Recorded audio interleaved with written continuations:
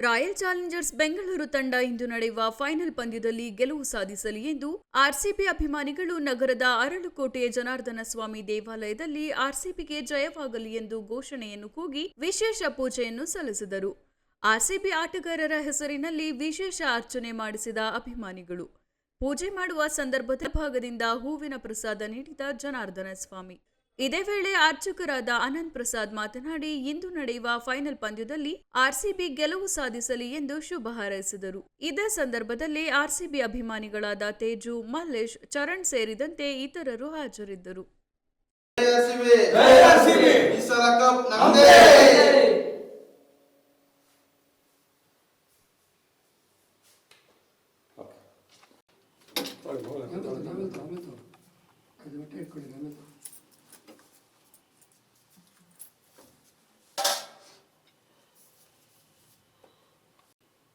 जय आरसीबी जय आरसीबी।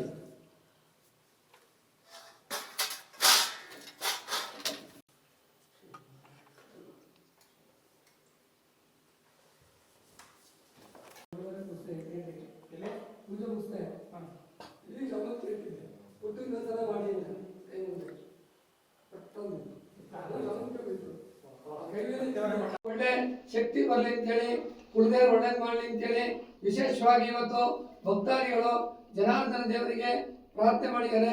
ವಿಜಯೋತ್ಸವ ಪ್ರಾಪ್ತಿರಸ್ತು, ಜನಾರ್ದನ ಸ್ವಾಮಿ ಅನುಗ್ರಹ ಪ್ರಸಾದ ಸಿದ್ಧಿರಸ್ತು. ಹೂವನ ಬಿದ್ದು ಬಿಡ್ತಲ್ಲ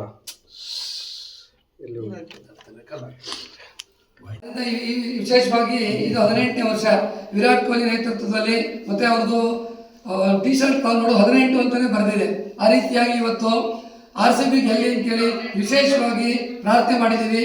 ಹಾಗೂ ಜಯ ಉಂಟಾಗಲಿ ಅಂತ ಹೇಳಿದ್ದು ನಾವು ಪ್ರಾರ್ಥನೆ ಮಾಡಿದ್ದೀವಿ ಸರ್. ಇವತ್ತು ಮತ್ತೆ ಎಲ್ಲರ ಹೆಸರು ಅರ್ಚನೆ ಮಾಡಿದ್ದೀವಿ.